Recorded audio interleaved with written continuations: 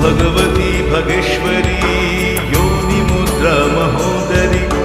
शरण्ये शक्तिरूपाय देवी कल्याणि नमस्तुते त्वम् अद्या देवी कामाख्या रूपिण जगन्मातृका